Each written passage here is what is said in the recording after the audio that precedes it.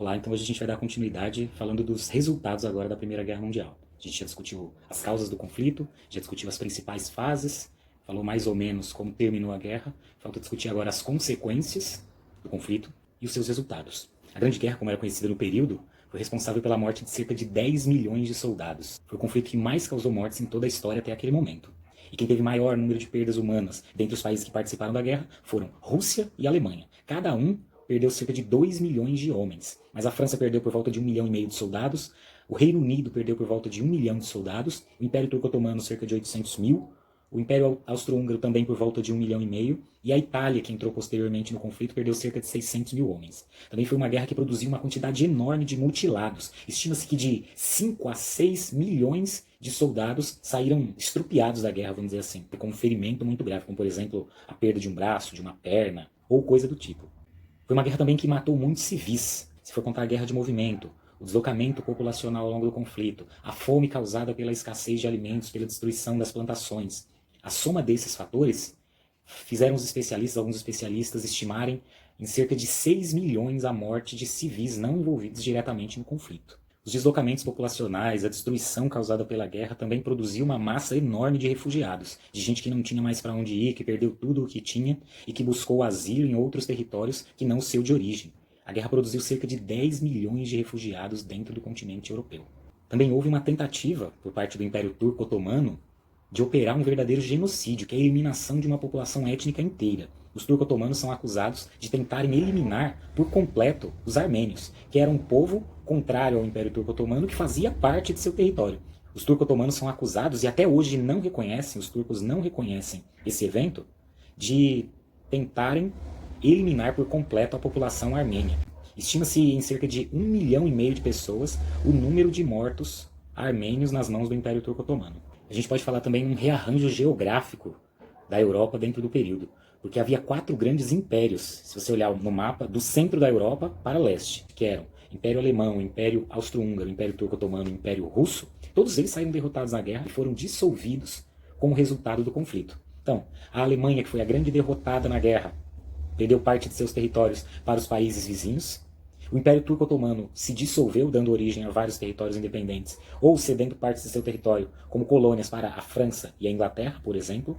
O Império Austro-Húngaro também deixou de existir, dando origem a países como Áustria, Hungria, Tchecoslováquia. E o Império Russo perdeu uma parte significativa de seu território. A Rússia perdeu uma parte de seus territórios para a Alemanha ao longo da guerra, acabou assinando uma paz em separado com a Alemanha antes do conflito terminar. Então é algo curioso, porque a Rússia, mesmo participando do bloco vitorioso na guerra, que é a Tríplice Entente, que era composta além da Rússia pela Inglaterra e pela França, a Rússia acabou saindo derrotada no conflito, porque ela deixou a guerra, oficialmente, em março de 1918, assinando um tratado de paz em separado com a Alemanha, que foi o Tratado de Brest-Litovsk. Brest era o nome do ministro da guerra alemão, e Litovsk era o nome do ministro da guerra russo, por isso ganhou esse nome. Então, em março de 1918, a Rússia deixa o conflito para se haver com as suas próprias questões, está passando por um processo revolucionário em que grupos socialistas e grupos antissocialistas estão brigando pelo poder, um evento que a gente conhece com o nome de Revolução Russa, que trataremos na próxima aula. Então a Rússia tem as suas questões e acaba deixando a guerra antes do fim do conflito. Perdeu territórios importantes para a Alemanha, e esses territórios não foram devolvidos para a Rússia, mesmo ela ajudando Inglaterra e França na guerra contra a Alemanha.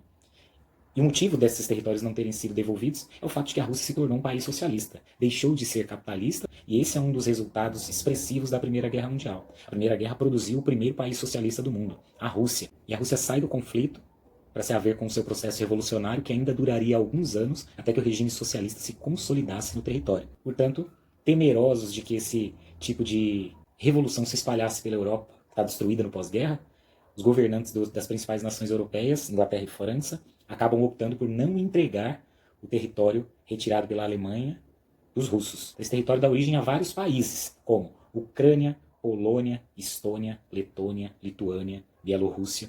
Todos os países que antes pertenciam ao Império Russo e que agora são territórios independentes. Eles vão funcionar como uma espécie de barreira entre as demais nações europeias e a Rússia, que acabou de se tornar um país socialista, como uma espécie de cortina de ferro para impedir o avanço socialista pela Europa. Estima-se que a guerra custou por volta de 180 bilhões de dólares, e 180 bilhões de dólares era entre 3 a 4 vezes o PIB de todos os países europeus envolvidos no conflito ao longo de toda a guerra. O resultado é que todas essas nações envolvidas no conflito, mesmo as vencedoras, saíram dele arruinadas.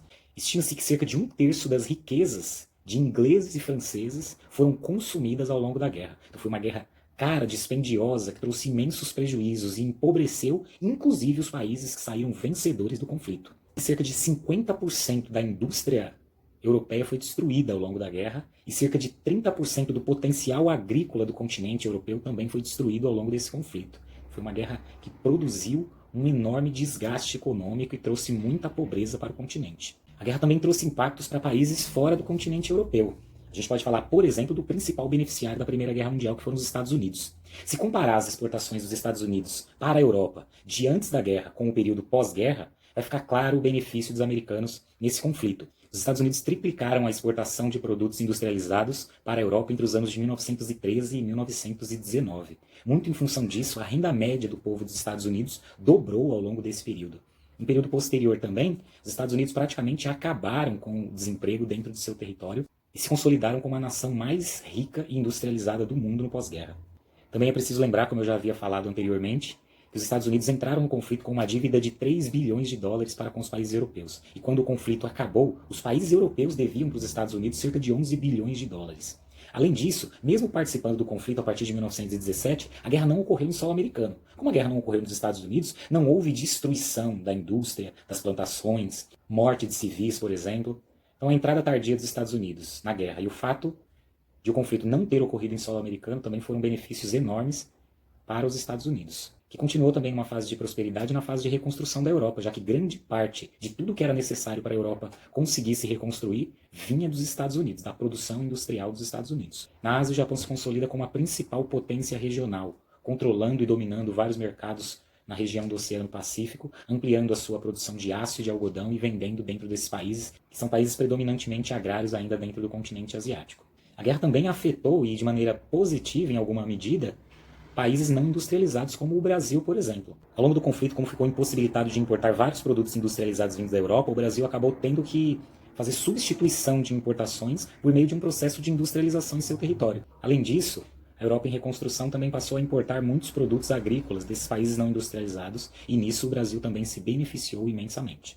Ao longo de alguns meses foi sendo definido quais seriam os pontos presentes no Tratado de Paz com os alemães. Os Estados Unidos participaram, tentaram intermediar alguns pontos desse acordo de paz, principalmente por meio da atuação do seu presidente, que era o Woodrow Wilson. Então, o presidente Wilson tentou ir numa linha de que não deveria haver uma paz punitiva, de que o conflito não deveria ter culpados, de que não se deveria impor pesados encargos a determinados países. Afinal, se isso ocorresse, geraria um rancor suficiente para produzir mais adiante uma nova guerra. Então, o presidente dos Estados Unidos entregou aos ingleses e franceses um documento que ficou conhecido com o nome de 14 pontos de Wilson.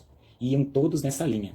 E ele também trouxe a ideia de autodeterminação dos povos, ou seja, cada grupo étnico tinha direito de se autodeterminar, de constituir seu próprio governo, em resumo, de ter seu próprio país. Então foi esse ponto do documento do presidente americano que embasou, por exemplo, a criação desses países que antes faziam parte do Império Russo. Mas os outros pontos propostos pelo Wilson não foram levados em consideração. E Inglaterra e França não perderam a oportunidade de pisar na cabeça dos alemães depois de terminado o conflito. Então vamos aos pontos do Tratado de Paz que pôs fim à guerra entre as potências aliadas e os alemães. Esse acordo foi dirigido principalmente por França e Inglaterra. Primeiro ponto, os alemães foram obrigados a assinar um documento que dizia que eles tinham sido os únicos culpados por todo o conflito, que é uma grande bobagem, né? Os alemães foram obrigados a entregar todos os seus navios e aviões e tanques de guerra, e também navios comerciais, perderam partes de seu território na Europa para países vizinhos, perderam todas as suas colônias no continente africano e no continente asiático, a região da Alsácia e da Lorena, que era um território que fazia fronteira com a França e com a Alemanha, e que desde a Guerra Franco-Prussiana pertencia aos alemães, agora volta para o domínio dos franceses. O exército alemão foi reduzido a no máximo 100 mil homens. A Alemanha foi impedida de produzir armamento dentro de seu território, ainda se comprometeu a pagar uma dívida por danos de guerra de cerca de 33 milhões de dólares, o que é uma dívida considerada impagável naquele momento. E além de tudo, esse acordo, esse tratado de paz, foi assinado no Palácio de Versalhes, na Sala dos Espelhos. Agora os franceses dão o troco e obrigam os alemães a assinarem um tratado de paz humilhante, no mesmo local em que antes os alemães haviam humilhado os franceses, que tinham sido derrotados por eles na Guerra Franco-Prussiana. Então os franceses dão um troco fazem a revanche contra os alemães, e isso vai produzir nos alemães um gosto também de querer dar o troco, e já estão plantadas aí as sementes que vão dar origem ao conflito que vem depois, que é a Segunda Guerra Mundial. Faltou mencionar o caso italiano. A Itália entrou na guerra do lado de franceses e ingleses com a promessa de que, se vencesse o conflito, ficaria com as colônias alemãs, pois França e Inglaterra não cumpriram com o prometido e dividiram entre si essas colônias, deixando a Itália fora dessa partilha. A Itália perdeu cerca de 600 mil homens e um terço de sua indústria, entrando numa guerra que não era sua, em função de promessas que não foram cumpridas. Isso vai produzir nos italianos um ressentimento tão profundo que vai dar origem ao fascismo dentro da Itália. E o tratado humilhante, que foi o Tratado de Versalhes, assinado pelos alemães, também vai produzir na população um ódio, um ressentimento muito grande, além da crise econômica sem precedentes, que vai ser também a causa principal do surgimento, da ascensão do nazismo dentro do território alemão. A Alemanha também passou por uma alteração na forma de governo no final da Primeira Guerra. O imperador Guilherme II, em função da impopularidade do conflito, que já estava no fim, a Alemanha já quase derrotada, acabou sendo obrigado a abdicar, fazendo com que houvesse uma transição da forma de governo da Alemanha, de uma monarquia imperial para uma república, com presidente e primeiro-ministro, que é o que a gente conhece com o nome de República de Weimar. Então a Alemanha teve uma alteração na sua forma de governo, saiu endividada, perdeu todos os seus tanques de guerra, todos os seus aviões, todos os seus navios de guerra e navios comerciais, reduziu seu exército a cerca de 100 mil homens, não pôde mais produzir armamentos, perdeu todas as suas colônias, perdeu o território da Alsácia e da Lorena, além de umas áreas vizinhas a outros países, reconheceu ser a única culpada da guerra e ainda teve que pagar uma dívida gigantesca para ingleses e franceses. E tudo isso tendo perdido cerca de 2 milhões de soldados, estando com a indústria destruída, um desemprego enorme e uma crise econômica sem precedentes dentro do território.